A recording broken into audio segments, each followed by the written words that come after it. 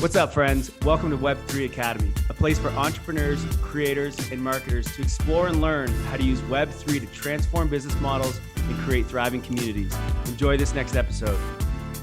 GM. Welcome everybody to the Web3 Academy podcast. Co-host Jay here, along with my brother Kai. What's going on, Kai? What's up, guys? If you can see, I've actually still got my permissionless pass on. I'm currently in West Palm Beach at the permissionless conference, and I ducked out a little bit early to get this podcast recording in. I'm gonna have lots of updates and lots of news for you in coming days from everything going on at permissionless. It's wild, but I'm glad to be here to talk GameFi. Yeah. So on that note, today on the podcast, we are joined by Alex Cooper, who is here to talk all about GameFi with us. Alex is leading community over at Footprint Analytics, and he's a huge gamer. And that was really why we wanted to have Alex on the podcast today is, both Kyle or I, we are not gamers, full disclosure. I don't think I've played a video game in a decade, to be perfectly honest. Wow. Come on. Wow. But yeah, I know, eh? Yeah. Guys, I'm 37. I'm freaking old. But you don't have to be young to play games, Jay. It's true. Well, that's our goal. We're on board you today. Yeah, there you go.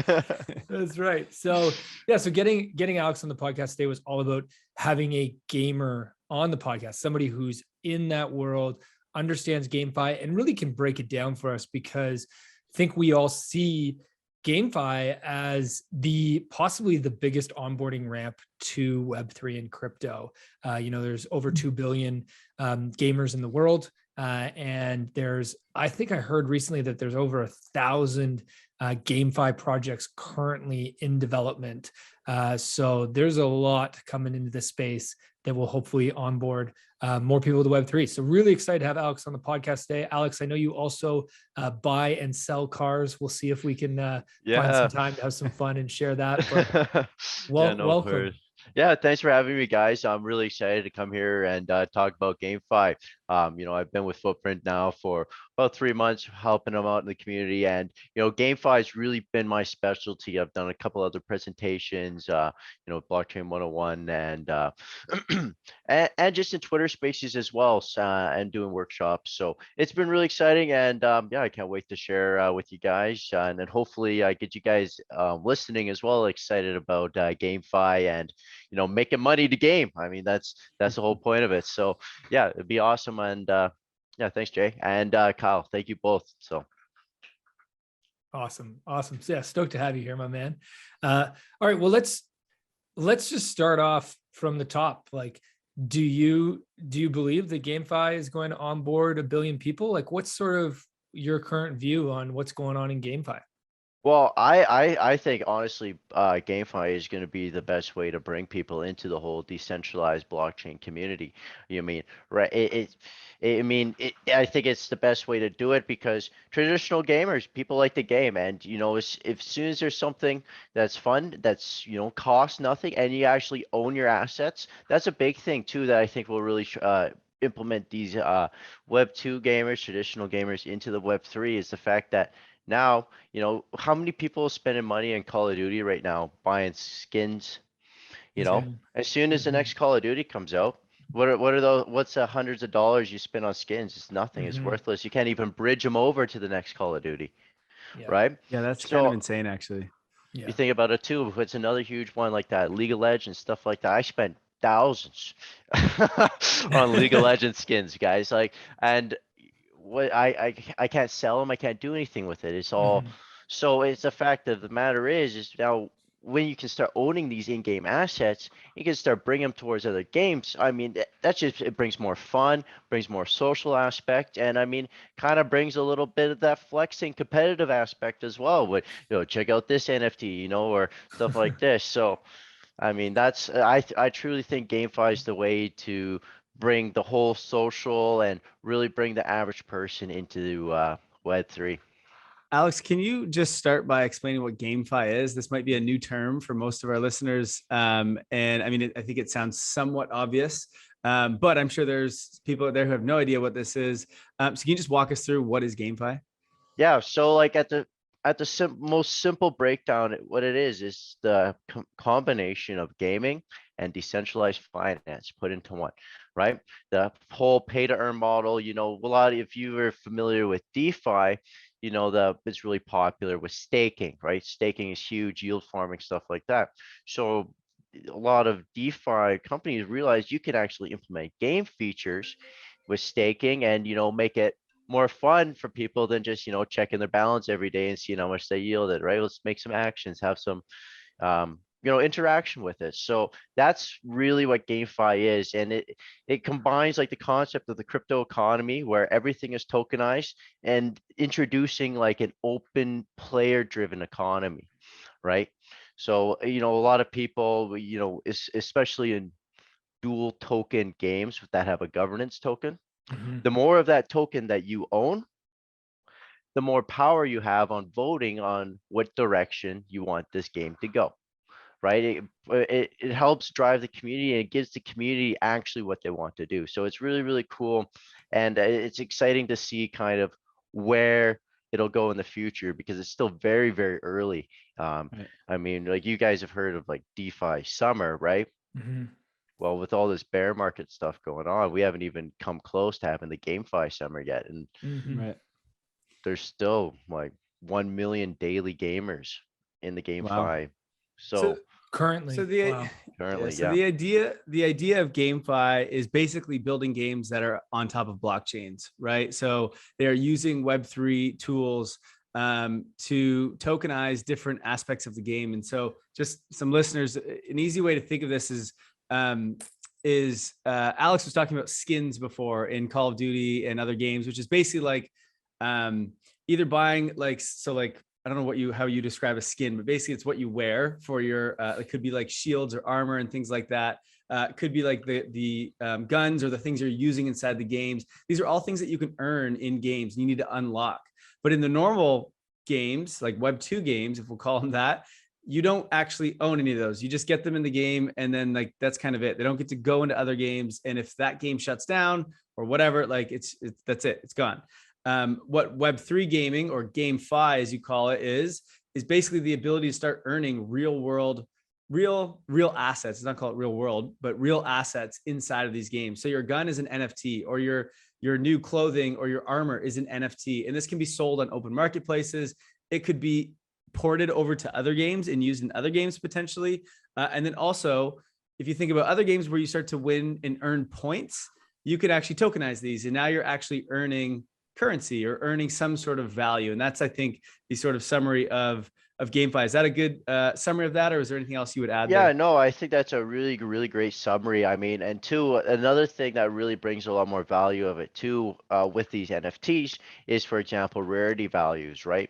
When it comes to your skins and stuff like that, well, I don't care if I get a legendary skin in Call of Duty, but when all of a sudden you get this 0.005% rate, and now you have a skin that's worth, a couple grand that you can actually sell quite easily through the game's marketplace. I mean, it brings more of that excitement levels too, and kind of brings that whole value of, actually defining the difference between something common, uncommon, epic, legendary, however you want to describe Mhm. it too. Mhm. So I think that is another good distinction for, because, and everything is limitedly minted too, for the most part, right? There's only certain mint of these things. So the more people that play, the bigger it gets, the more valuable and stuff these get. So it's Right. it's cool. It's yeah, good summary, good summary. And it makes sense that this was the next step for games. I mean, games are basically their own like digital economy, right? Mhm. And economies need, like, they need assets, they need currencies, right? And they do have them, but they're always fake in the Web2 world. And now it's like we get to bring these to real life. And we say the word metaverse a lot. I really think that like the real metaverse is these games, like these games, because there's, as Jay said, I think billions of people. I think it's actually maybe even closer to 3 billion people I think play it's games like consistently. 2.7 Right. billion Okay. gamers. Yeah. So there's 2.7 billion gamers out there that are playing in these digital economies already. What happens when we say, okay, now you can play these and you can make money and you can earn, and we have real economies in here that can be, you can sell those assets for money in the real world economies, right? And that to me is just, it's going to be mind blowing. I call it the Trojan horse of Web3, I think. Yeah, that to me is very exciting. Yeah, one thing that comes up for me is just this question of like, is this a good thing, right? Bringing digital economies to games, does that help us have, coming back to like the general purpose of gaming is to have fun and to build community, right? I think community has been a big part of gaming once, I guess, in the last decade. Again, I haven't really played a lot of games, but anybody I know who does play games has their squad that they play with. So is this good? Is this a good thing to bring these digital economies to games? Alex, I'm curious what you think. So it kind of gives you like to the most important part for early in launch for a GameFi protocol. The most important thing is how their economies are run, right? So you got to look at how these GameFi's games are made, right? Because there's a lot of difficult aspects that make it really, or a lot of really tough or big aspects that you have to put together into a game, right? You have to get traditional game developers, right? Mhm. Because they need to know what they're in touch with the Web2 gamers, right? Mhm. You have to have a good smart contract developer because Mhm.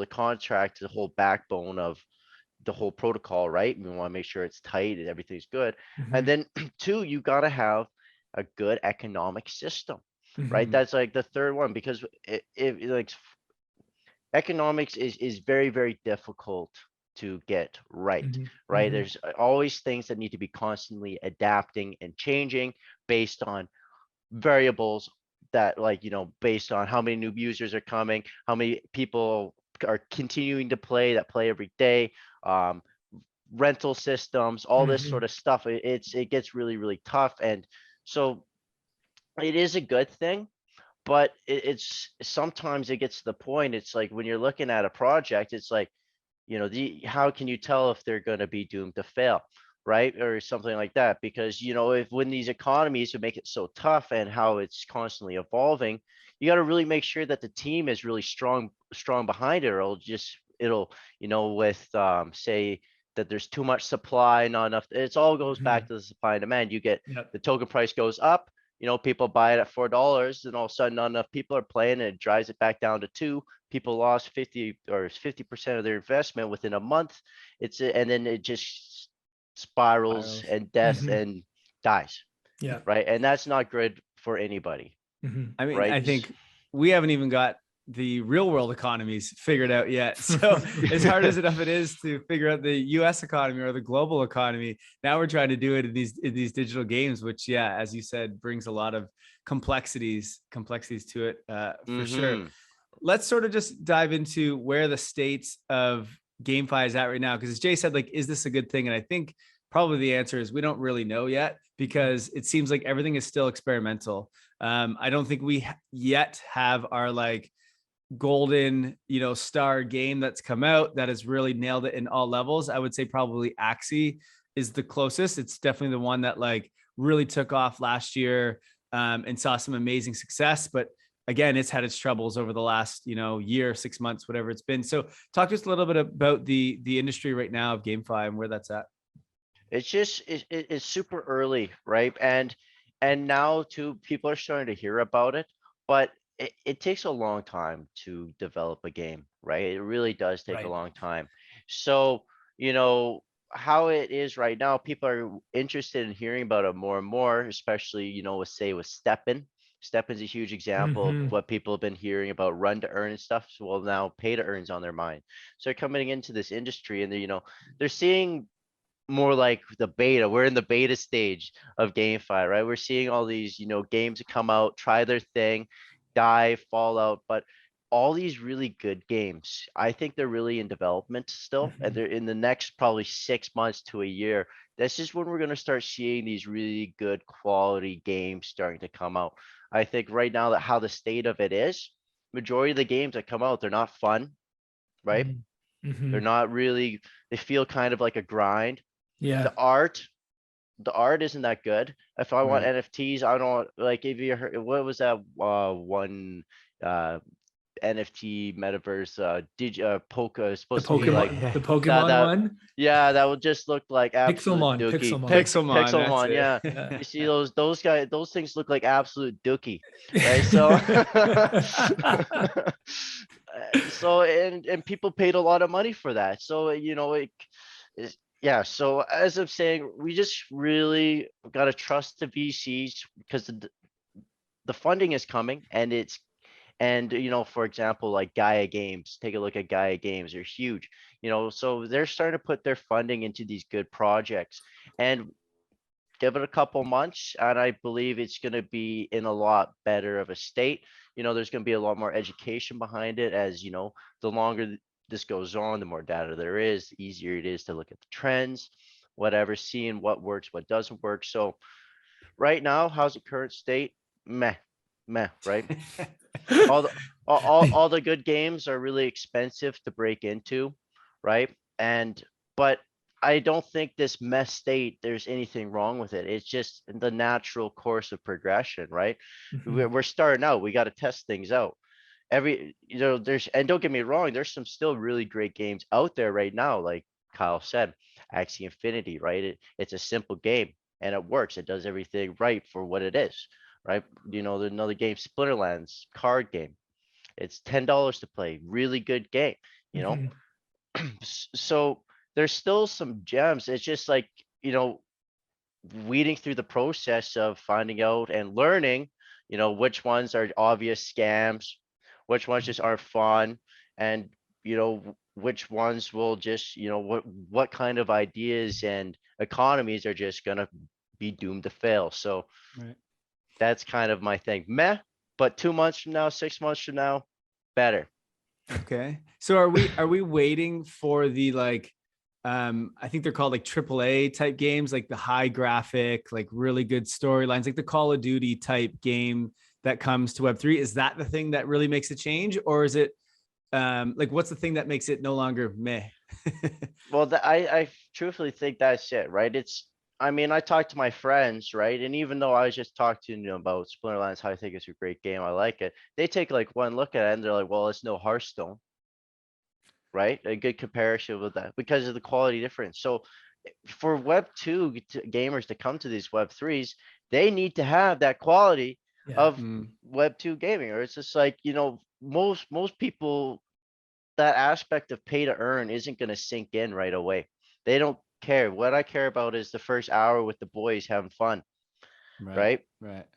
So So clearly we're going to get the truth from Alex on this podcast. I love the Dookie. You can swear on the podcast. Don't worry. Okay. Don't worry, Alex. But I appreciate that you censored yourself, man. That's very polite. Thank you.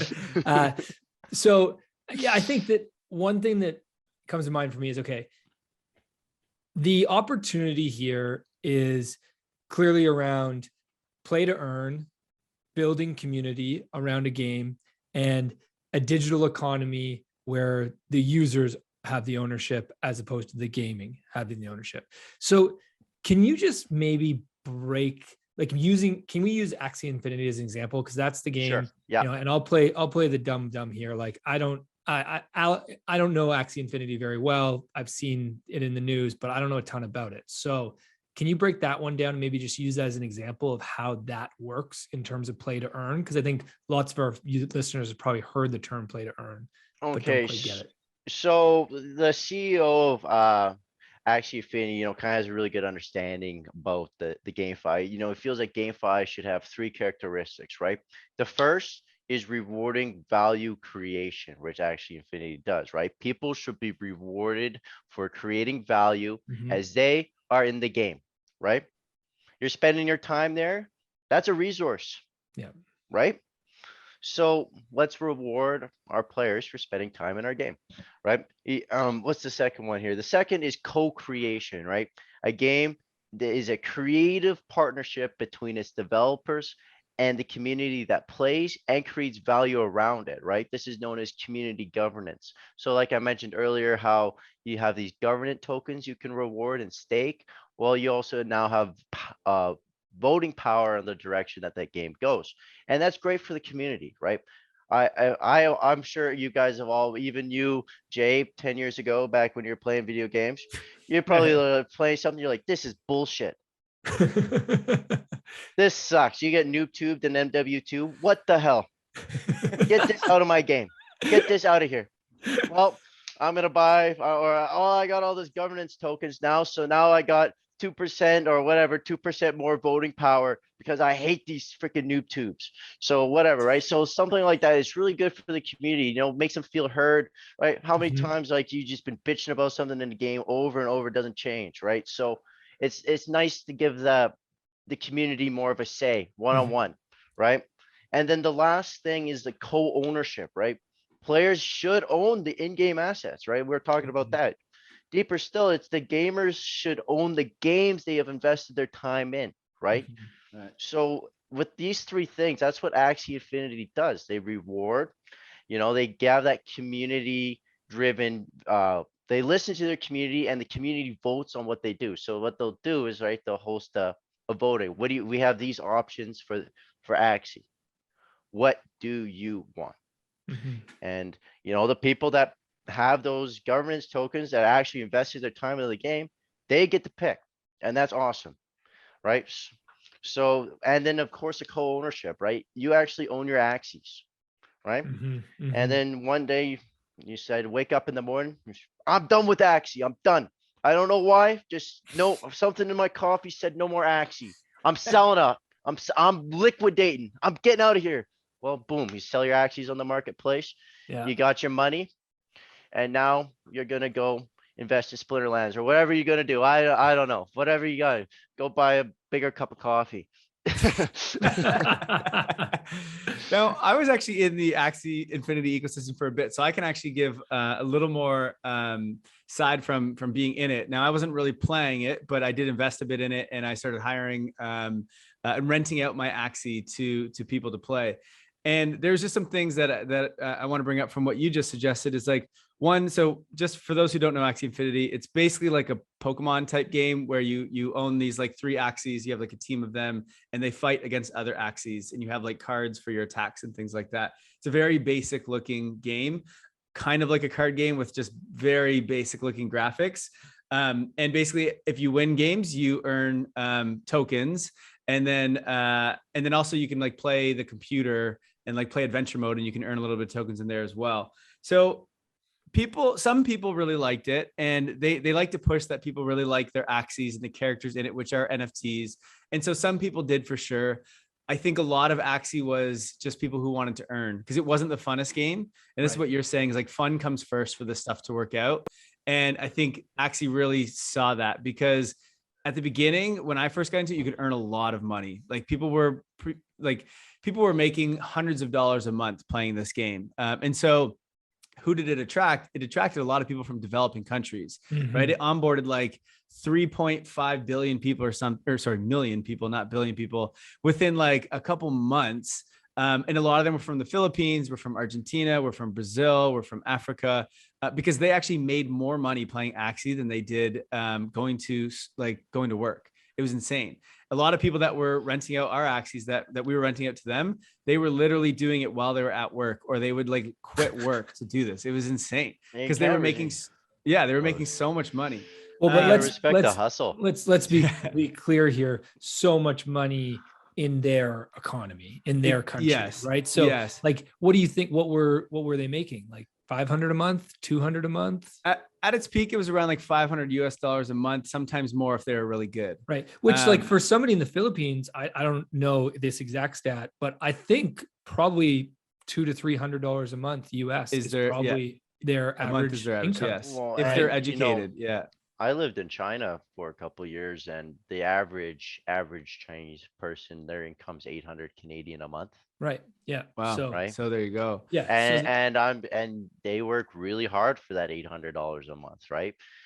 So Absolutely. so The problem was, though, with this is that it was too many people that just wanted to earn. Mhm. And what happened was, like you said, Alex, is that you need to even out and balance the ecosystem. Like you need an economist in there that's running the Mhm. tokens and trying to figure out the supply, because what happened was so many people came in so fast, they were all earning. And what happened was the token got inflated and price just started dropping and dropping and dropping. And as it dropped, because the game wasn't so fun, a bunch of people just stopped playing, right? Mhm. And so it didn't really even itself out, because the token just inflated almost like basically to nothing. Do What you know what was they call really, that, Kyle? what do they call that? That's a FOMO effect. Right. Exactly. Exactly. And I think it also, because of the renting aspect, it was a lot of like people doing what I did, which is I had a few axes, and because we were earning so much, I was like, well, why don't I just buy more axes and then I can rent it out for others and split like the earnings with them.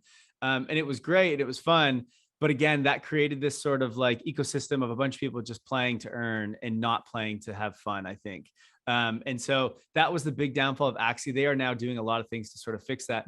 But what you brought up about the community was really cool, because I actually really noticed this, and I don't know what this is like in Web 2.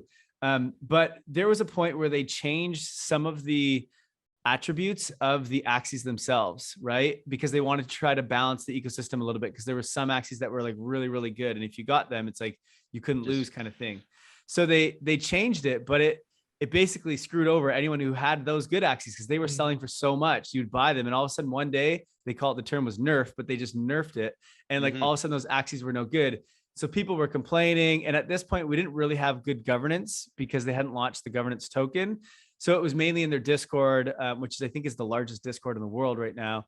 And it was on Twitter, and the community really, like, I don't want to say raged, but they basically, they came up, they spoke up really well. They gave a bunch of different ideas on how to fix the game, how to change things in a better way, and actually did a great job of like listening to their community and involving their community, and then like actually literally rebuilding things based off of some of the suggestions that the community was saying. So at that point, they didn't have the governance like to actually vote on it. So they kind of did this like weird voting structure. It was like polls on Twitter and like polls inside of Discord and that.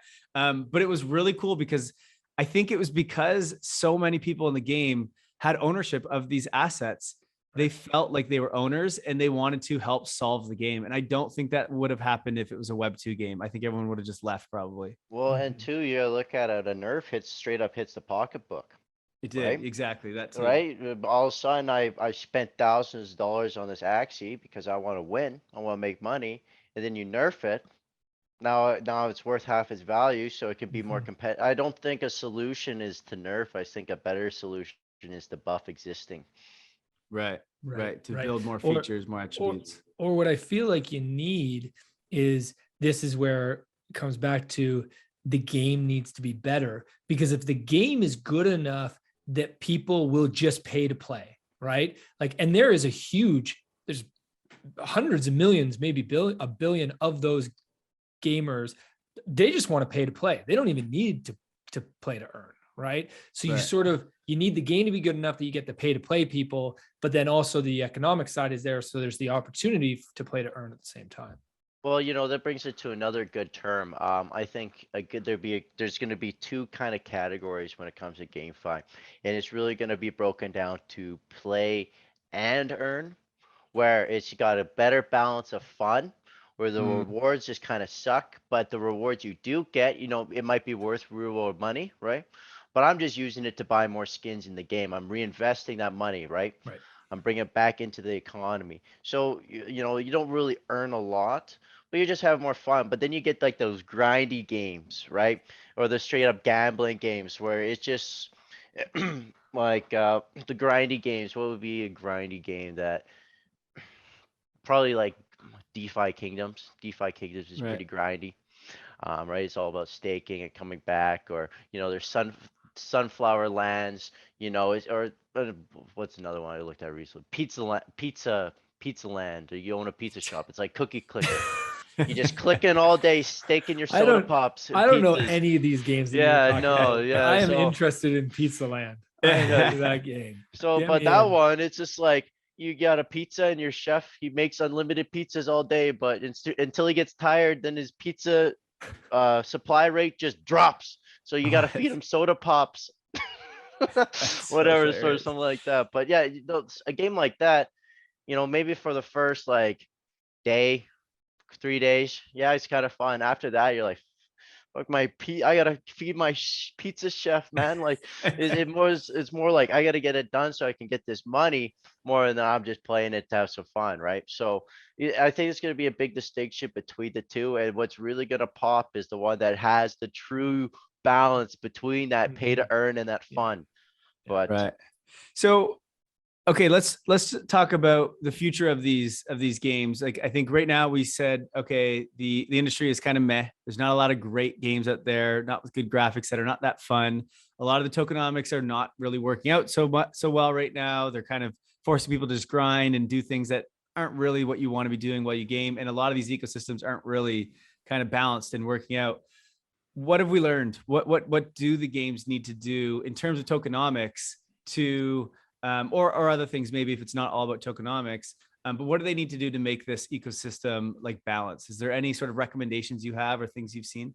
Well, I think while we did a video on this at Footprint, is straight up single token economics is just not a great system for games. And the reason it is because it's proven time and time again that the lifespan is just short. I mean, don't get me wrong, it's the most simple, it's the easiest to implement, right?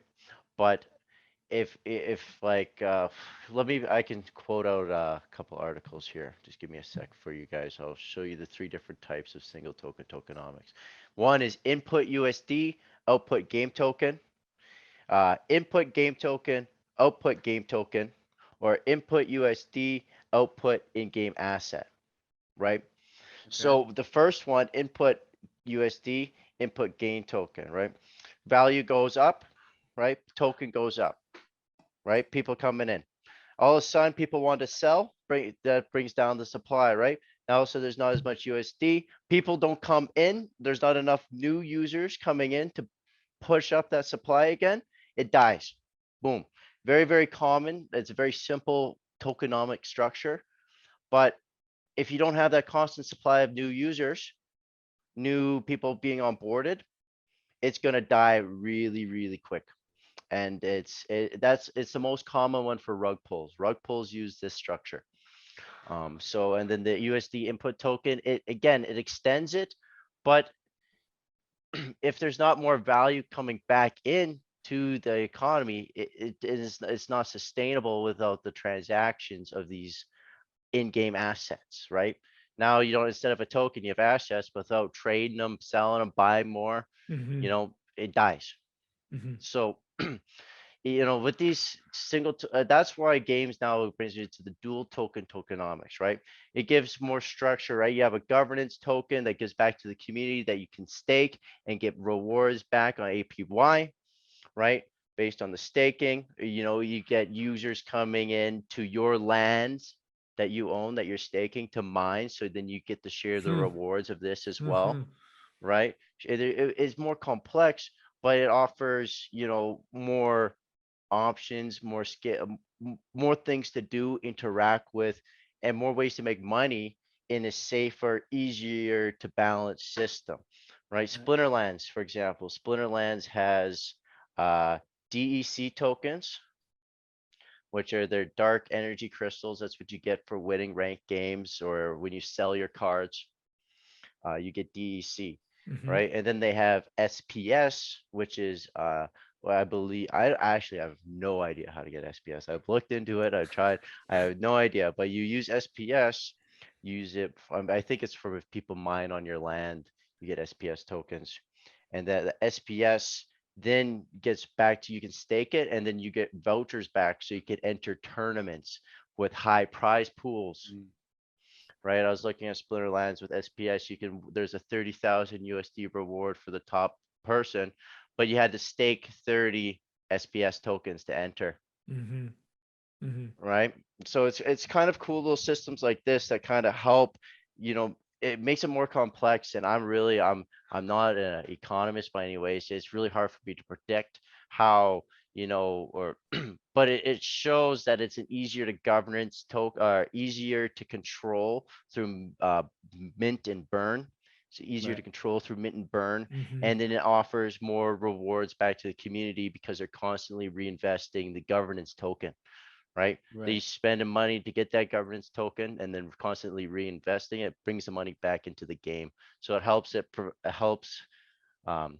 so there's always that constant re-entry in case new users come down, they got something to dip in so that they can support the other token. Right. The big thing to make games work is is somehow not allowing the token to go to zero, right? Like the token has to hold price or go up in price, obviously, just like anything in Web3. And we've talked a bit about tokenomics before, of like Ethereum, for example, which does a great job of, they issue new tokens, right, to their validators. Right now it's miners, but it will be validators when we go proof of stake. And so that's inflation. And if they just continue to do that, eventually the token will go down. But what they've done is they've started the burning of Ethereum, right? So that it becomes deflationary, and that really allows the price to continue to go up, and will even more so when the merge comes. And this is same with games. And so this is what Axie Infinity did as well, is they have two tokens. They have AXS, which is their governance token, and then they have Smooth Love Potion is what it's called, SLP. This is the one that you earn inside the game. But the reason it's called Smooth Love Potion is that you use those tokens and you burn them in order to mate your Axies so that they can create another Axie. And so they have this sort of like complex system of your NFTs and then these two different tokens, because you use the Smooth Love Potion and some of the AXS to be able to like mate your Axies. But that burns it and tries to help the supply. Now, the problem with Axie was there's so many people playing and not enough of them were wanting to create other Axies, so that there wasn't enough burn. So there was way too much minting versus burn. And so one of the things they started to do is, how can we find more utility in the game that will end up burning more SLP, right? So maybe they're starting to build like a metaverse, like a world that you can walk around and you're not always playing, which means you're not always earning. And so the idea was, maybe you're going to go and, I don't know, talk to other people or participate in other games that are part of Axie Infinity. And in this case, you would burn some of your SLP, right? And not earn as much SLP. So it starts to balance it out. The other thing that they started doing, and this goes with what you said, is these tournaments. So in the beginning, anyone, didn't matter how good you were, you could get a bunch of SLP. Like, it was so easy to get it. They started to make the game harder, but they made it more competitive. And so the better players were the ones that could earn more. And I don't know if that's what makes sense. You think that's the way that it goes? Is like, Well, to it's me, it all makes like sense. that. Right. Games are about All the competition. ranking system, and Yeah. you got to reward the good players, right? Right. And the players that are best at the game, they're the best at onboarding new players, right? Right. When I'm Right. watching streams of people playing, I'm not gonna go watch some bronze scrub struggle his way, right? Right. Through. I'm looking at the challenger players, watching their master mechanics, trying to get that, right? You don't Yeah. even get, even last night I went on Twitch and I was like, man, I'm on a lose streak on Splinterlands. I'm losing all my elo. I'm going back to novice. What's going on here? So I went on Twitch and I was seeing a guy who was diamond and I was like, okay, what's your meta, bud? Well, this is a good point, and I kind of forgot about this. Is that there are millions of kids and younger people around the world, not just kids, actually. There are millions of people, let's say, around the world that are watching people play games, right? Like, this wasn't a thing when I grew up. We just didn't have that. Like, the tech wasn't there for that, I don't think. So no one did that. Now it's a massive, massive industry. So you make a good point. Is this something that, I guess this is what games are thinking of? It's like, we want to get on the big screen. We want people to be watching your game. That's their marketing. That's their branding. And so they need to reward good players, because if you get good, people are going to start watching you. Never even thought about that. So for example, right now, because the max rank I can get because of my power level in Splinterlands, I get the bronze 2, right? So I get 7 loot chests. They give the players in Splinterlands that get diamond, they get like 30,000 30,000 DC and 300 loot boxes, right? So that's a huge difference between my 7. So, and it's good because if I'm put my time and I'm constantly reinvesting, like, I mean, I even sold one of my cards and it turned out to be a mistake because it ruined my power level. But like, yeah, I sold one of my cards just to test it out, and like, people bought it in the DEC and I got it in a day. So it's cool because then too, if you get like multiple of a card, you can then level up. Now you have the same card, but level 2. So now it's worth more, bigger power level. It get me off on a tangent on Splinterlands, but. So let me ask you something.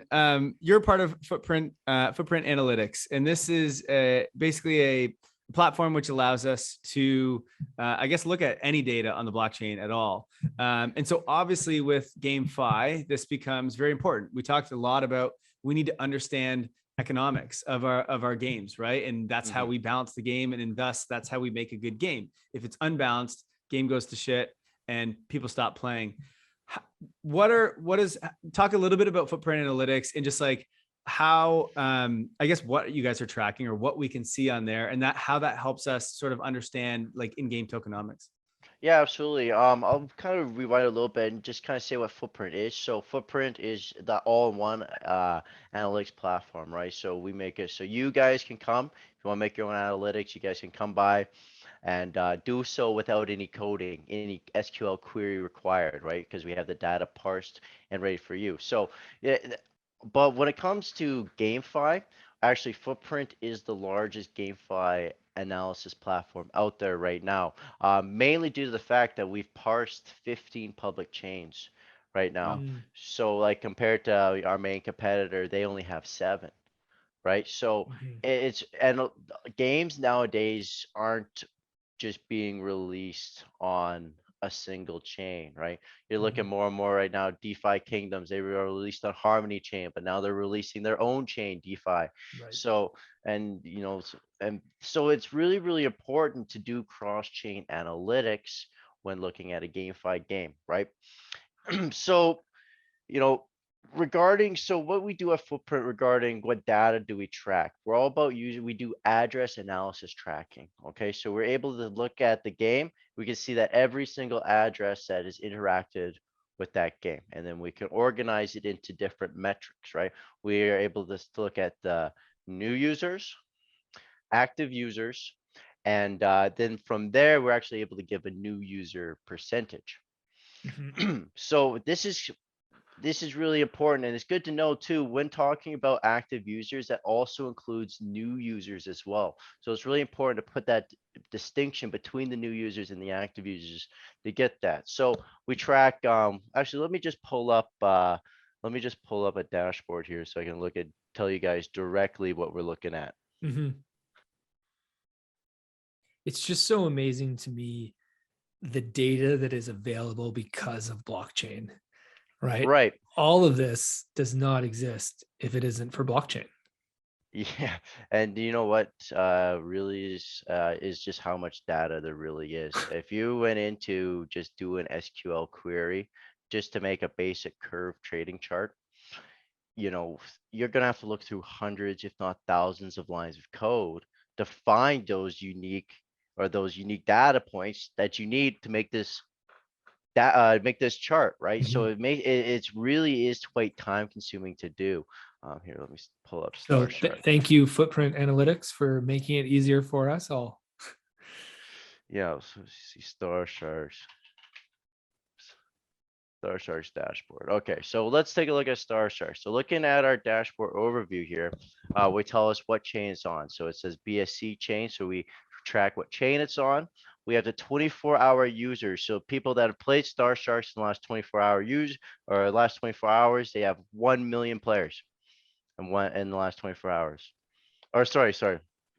1 million new players in the last 24 No, hours? 1 million active users Okay. in the last 24 hours. That's good to know. A million people are playing. That's good news. Then we also take a look at how much volume is behind the game, their total users, total transactions, total volumes.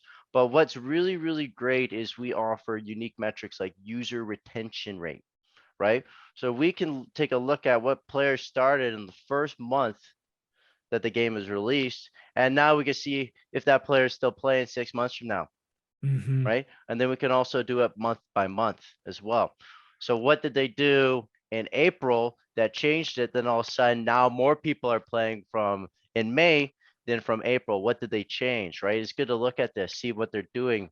And then as well, we monitor the token mint and burn rate as well. So that's good to know because you can kind of see what they're doing, what steps they're taking to, you know, stabilize their economy and make their economy, have the long lifespan that GameFi projects desperately need, right? So it's Mhm. good to take a look at all these different unique metrics that we offer, as well at Footprint, which is really, really cool, is we have cross-chain analysis ranking of all the games on all the chains we've parsed. So you're like, I don't care what chain, I don't care Ethereum, Avalanche, Polygon, I don't care. I just want a good game. Well, you can make a ranking based on 24-hour new users, 24-hour active users, or new user percentage, based on all the games on every chain that we've parsed. So it's good. It's good for just looking into seeing, you know, what's a new game to try out that isn't, that people are actually playing, that has a, and what's actually crazy too about GameFi, kind of brings it back. For one of the most popular games, it has about 15,000 new users every day. It's actually been around since 2003. It's that Second Live game, where it's all the social aspect, where you own the house and you can go around. Like Sims? No, it's like That's what I the was whole thinking. VR thing. The whole VR is like Second Life, where you go Okay. in and you have an avatar. You create the avatar however you want, and you just talk to people, and you go to their islands and have meet up. It's like Club Penguin, but with whatever avatar through VR. And that game, Second Life, they just released this pet feature. People are loving it. You can have a digital husky. Super expensive, but Well, it's and what you're saying is, I mean, like AR, VR, what that does for gaming as well. We haven't even touched on that. There's just so much technology all coming in at the same time. That's just right. And really, yeah, so my point is it kind of broadens your perspective on the different types of GameFi games that are out there, right? Mhm. It's not all just gaming. There's Yeah. more social aspects, you Right. know, there's all this, there's gambling aspects, right? Right. So, it is kind of, it's not just, thinking Axie Infinity or anything. It Mhm. is quite a diverse and has different little niches within it. Alex, do So, you know how many users there are in total? Whether that's like, I don't know, daily active or monthly active, or I yeah. don't know, do you have ever like have interacted with the game? But do you have those numbers on Footprint that we can see? Yeah, Just to get an absolutely. idea of how big this space currently is. So, total gamers overall for the 15 chains that we've got, we got over 7 million in the last 24 hours. Wow. Right. Really? Yeah, total gamers overall. So, yeah, so I actually, 7 million overall in general. Sorry, last 24 hours. My bad. So In the last all all time, time, we got 7 Yeah, about that makes million sense. people. 7 That makes million. sense. Yeah. Right. So still Interesting. very small, but like also growing very Right. fast. But you know Now, what?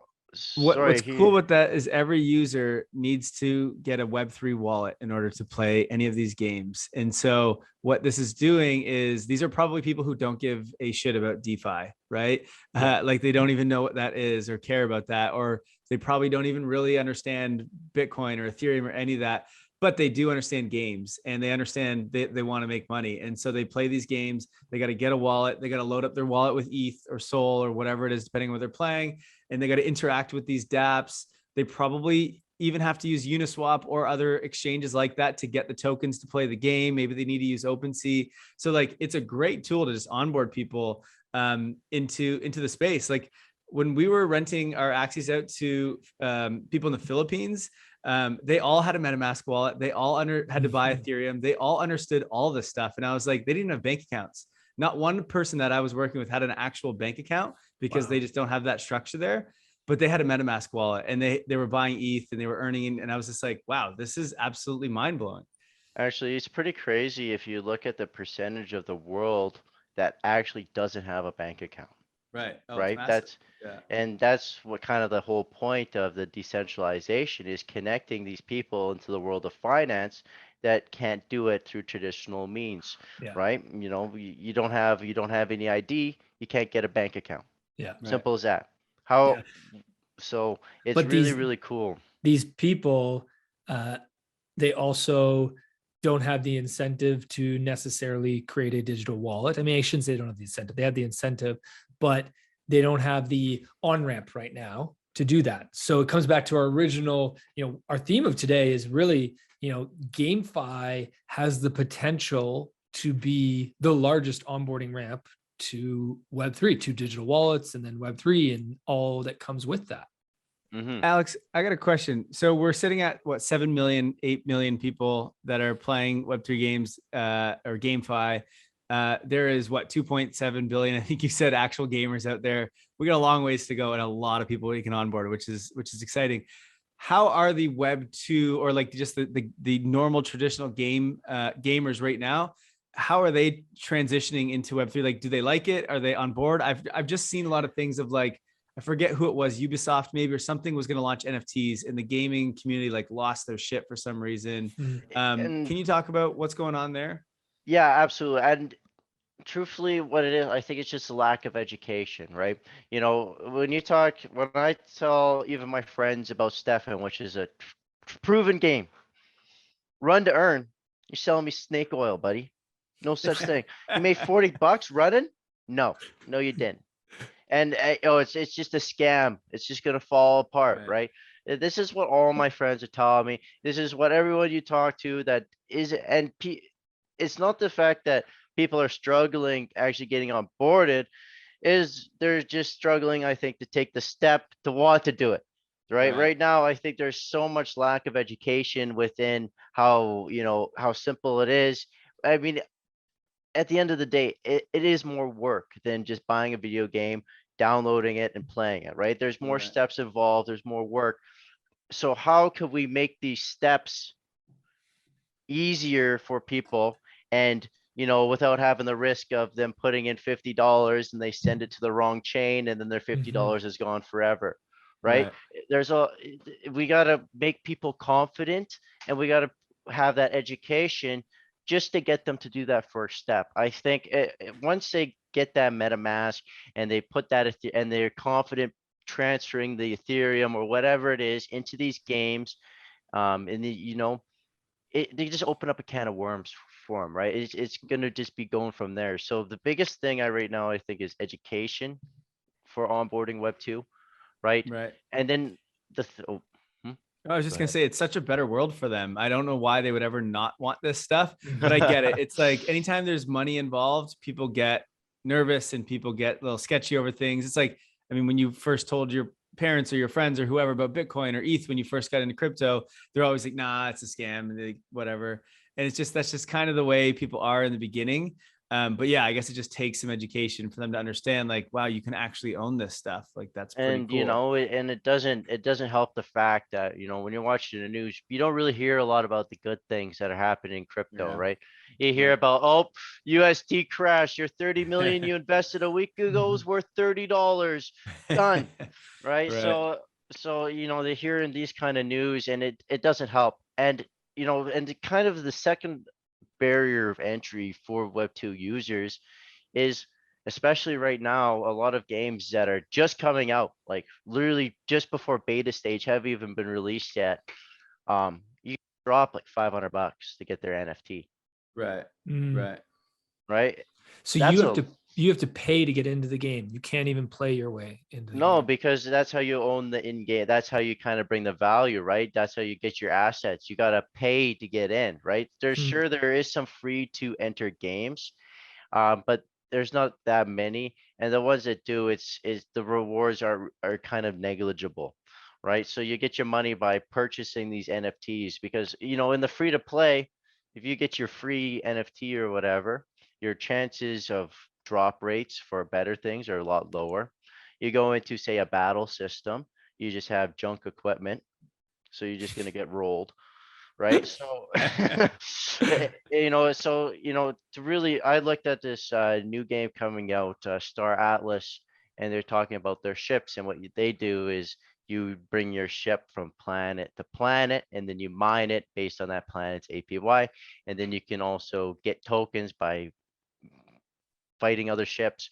And I'm like looking at their most basic ship, and it's like $100, right? Just to play, get the mining. And then I'm looking at what I'd be going against, and I'm just like, I'm gonna get rolled, right? So so spending $80, which that's fair, that's a fair investment, that's what a normal game is nowadays anyways, right? Spending $80. Is that what a video game costs now? Is $80? Oh yeah. Holy jeez. What? That's crazy. Back then, we used to rent them at Blockbuster, and then Yeah, so like you get this, you get this $80 NFT, and you're just not having no fun because you get rolled by all the boys that drop $400. But even then, it's just like, how can I drop $400 on a game that I've like seen the devs play on YouTube. Right. Right. Is there, are they creating better? Like, how do we fix that? We need some sort Yeah. of onboarding, right? Like we need like, it's almost like a lead magnet when you think about it in marketing terms, but like we need something that's free or very cheap to get them in, to get them playing, to get them skilled. Axie did this. Well, they're doing this with like the launch of Axie Origin, I believe, which is it's free and there is no actual NFTs or anything, but you get to play the game. And so you get to like have some fun and go, okay, this is great. Now maybe I'll commit and I'll buy an actual Axie. Is this sort of the way to do it? Is just have a free side of it as well? Or is there other experiments that are going on? Well, truthfully, um, I don't think, when it comes to the barrier of entry, I think we should just skip, like, there's games that are doing this right now, like Big Time, for example. Um, they just said, screw the wallet, screw the wallet. We're gonna do a little KYC, but we're gonna make it so that now you can just sign up with a credit card. Sign up with an email. Now, again, it goes against kind of the whole decentralized aspect of it. But if I could sign up to a game without having to get this wallet, without having to transfer, I just sign up with a credit card and show my ID and then get an email. It's a really good entry to start, right? Right. And It's your lead magnet. and I believe when I was talking to them, their KYC was only going to take in effect with players that were doing more than $3,000 worth of US dollar transactions, right? So the KIC wasn't going to affect new users as much because they're only probably going to be spending maybe a couple hundred at a time, stuff like that. But it kind of makes it safer and, makes it new users feel better with their money getting it through a credit card, right? Because in case it gets gone or something like that, It's we'll just easier, call them yeah. up. Yeah. But in comparison to your wallet and stuff like that. So this is a great maybe first step to onboarding people. Once, like I said, once you're kind of getting familiar with the scene, right? You just get more ravenous with the information, kind of eat up, want to learn as much as possible, and you figure it out, right? Right. Well, it's the same as like when you want to get into crypto, you get a Coinbase account first, right? Which is where you get a KYC and blah, blah, blah, blah, blah. And it's not decentralized and this and that. And then when you're like, okay, now I'm ready, you go get your wallet and then you move it off your exchange and away you go. And I guess you're right. Gaming doesn't have that first step like crypto does. So that I can definitely see that as a good thing for adoption. Can you just, and I don't know, maybe this is some alpha if you have it, but we're talking about the future and you said, you kept saying we're maybe 2 months or 6 months away from like good games coming out. So I assume you have some like actual games that when they're releasing or something. Like what are the good games that you're watching that you think are going to be released soon? Or like what kind of timelines do we have until like the real good games actually make it? Well, like one that I'm really like, excuse my cornballish term, but I'm really bullish on. I'm feeling good about it is I really like Big Time, right? So I think the game that's really, and okay, guys, this is all my own opinions. Okay, so just remember that. But I really personally think the game that's gonna bring people over is going to be, that Diablo style, that RuneScape MMORPG where it has an active marketplace. Already in RuneScape, you're getting scammed when you're 11 years old over gold in RuneScape, right? It is all these economies have already been around and people have been using them and bot farming and stuff like this already. So I think a natural step was might as well just put, and a marketplace in there that works with a good economy, with an economy behind it, with users coming in that's easy to sell, right? I want to be able to sell my skin, one click, boom, it's for sale. Come back in the next day, money's in my wallet, right? Something simple that works, not huge fees, stuff like this to just make a simple MMORPG like WoW. Like I said, those are games, but have a good marketplace style in it. That's what's really going to be onboarding these users because, if I go through a dungeon 40 minutes every day, the same dungeon, trying to grind this one piece of legendary equipment, I finally do it. I should be able to sell that for some real money, right? I put some time into that thing. I know that I've memorized his boss's moves 500 battles ago.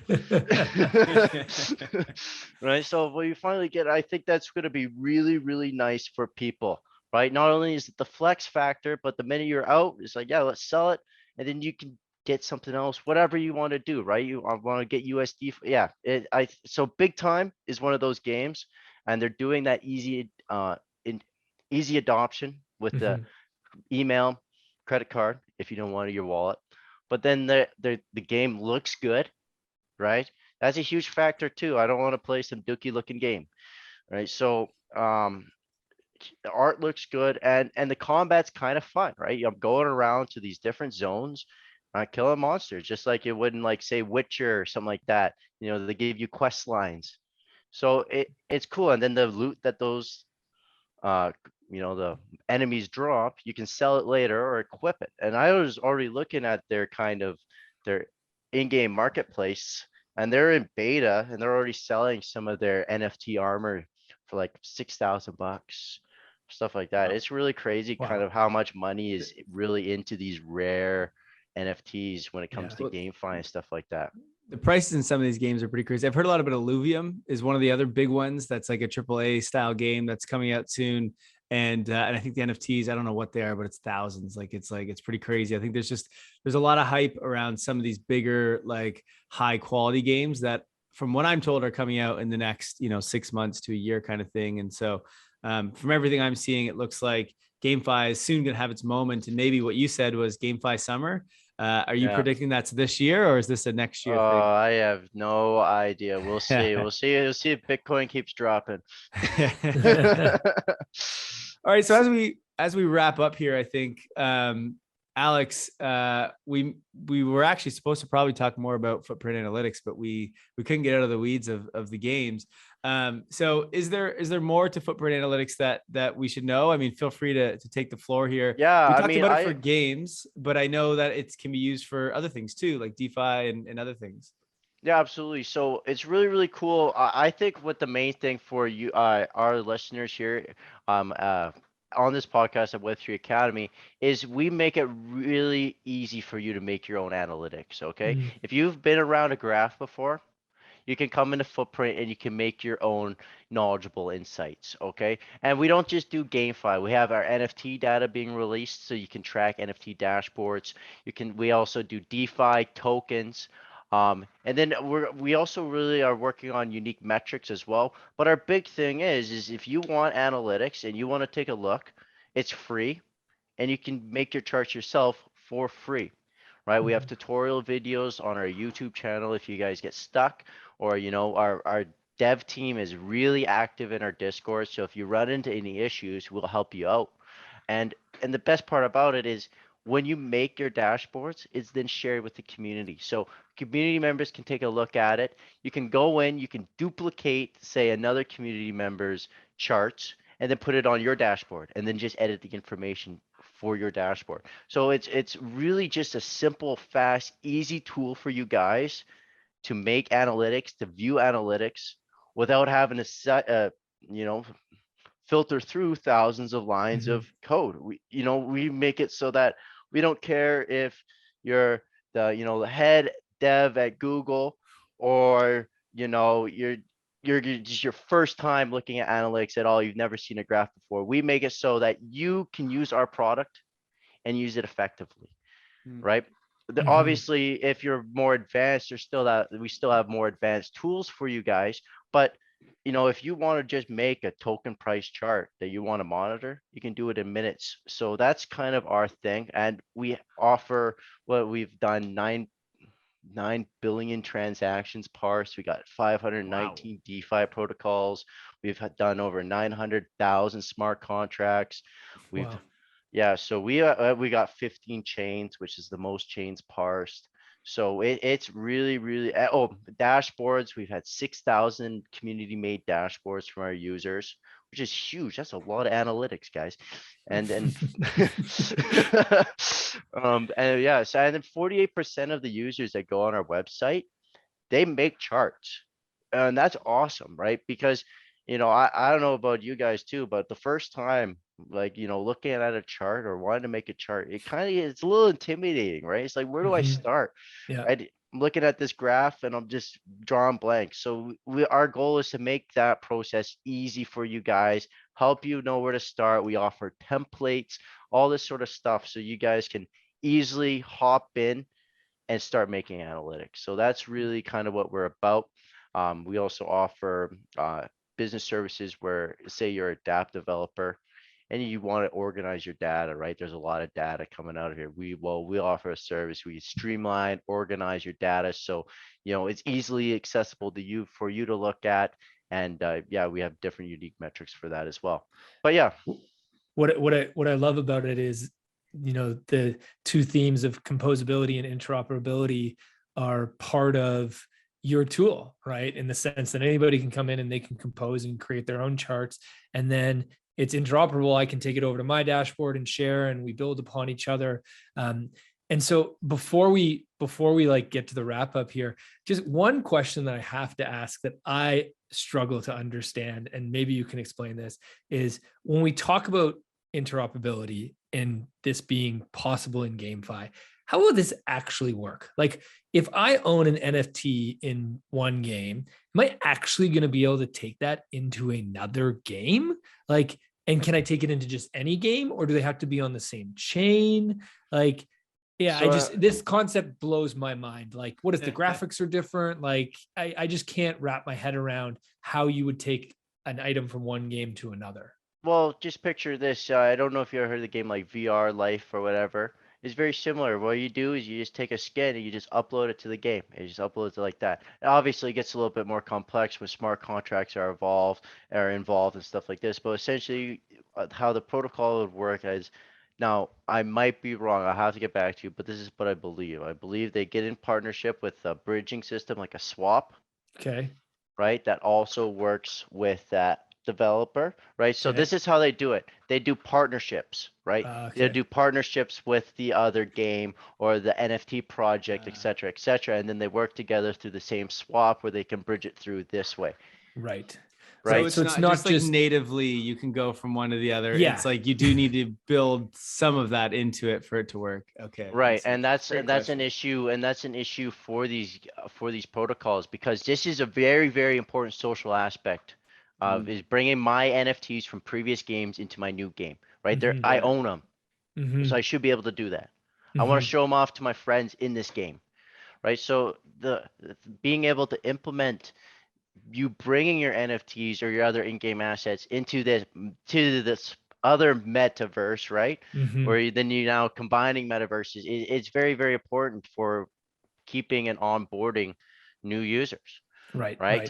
Yeah. But there's still the basics of the game that you can't just bring anything anywhere. And so what I think that means is, what I also think is so exciting about GameFi is there's so much business potential in terms of partnerships and collaboration, which did not exist in Web2 gaming at all. It was all these separate worlds, and they were all battling and competing against each other to have the biggest world. Whereas now, and I guess this is why we use the term the metaverse so much, is we're going to see more connected worlds. Absolutely.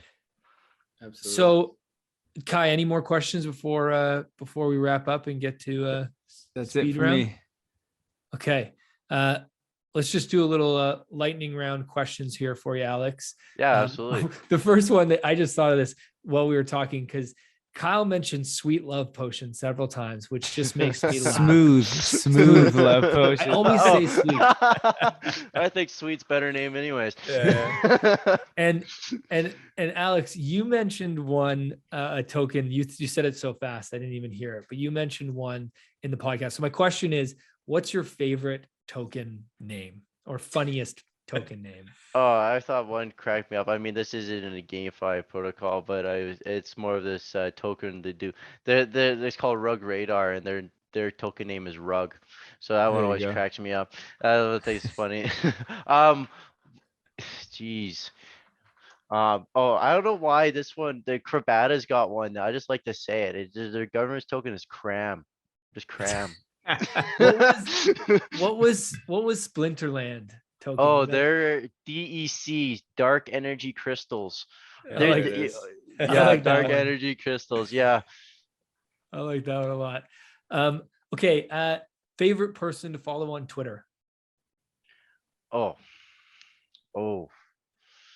who have I been loving on?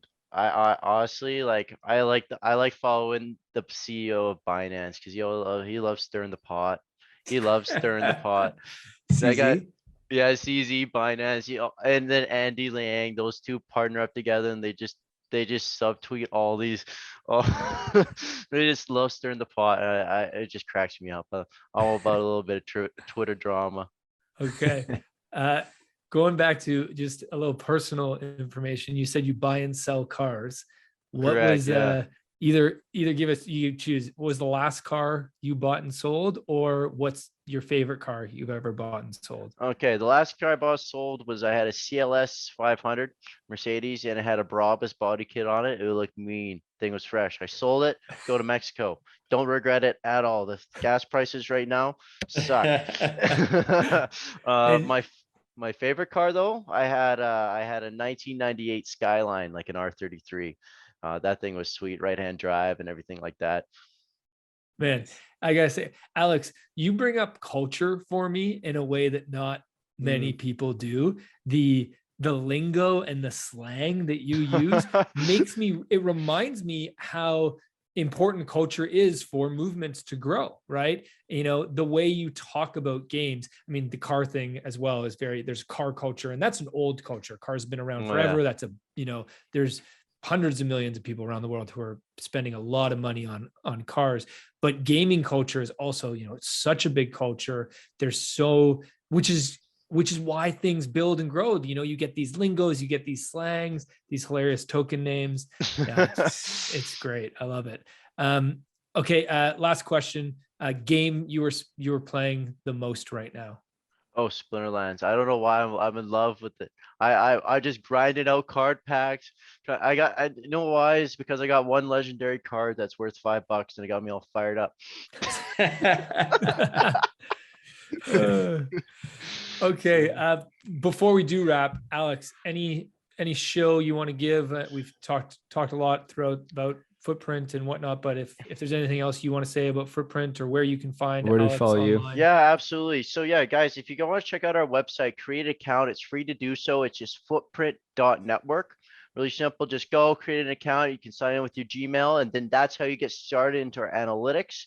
I would really appreciate if you guys followed our Twitter at footprint_DeFi. There you can catch our updates. We also show off cool dashboards made by our communities every day. And we talk about Web3 daily news. And it's also my baby. I love my Twitter account at Footprint, so please follow that. Awesome. And then yeah, join our Discord. It's just footprint.network. And then if you have any questions, we can help hook you up and get you set up, or you can talk with our dev team directly. So that's kind of my shill. I love the Twitter. I love you guys follow my Twitter. So please do that. Other than that, yeah, that's it. Thank you guys. Awesome. Thanks, Alec. It was great to get some insight into the gaming world, because I haven't been in that world for a long time, and that world is very different than when I was in it before. So it's great to get some insight in there. So thank you for joining us. I'm sure the users enjoyed that, or our listeners enjoyed that as well. Yeah, no worries. Thank you guys so much for having me. Thank you for listening to Web3 Academy. We hope this helps you along your Web3 journey. And if it does, please share this episode and subscribe so you don't miss the next one. By the way, if you've yet to join the Discord community, you are missing out. This is where all the magic happens. This is where we learn, where we ask questions, where we network. You want to be in there. The link to join is in the description below. And finally, a quick disclaimer.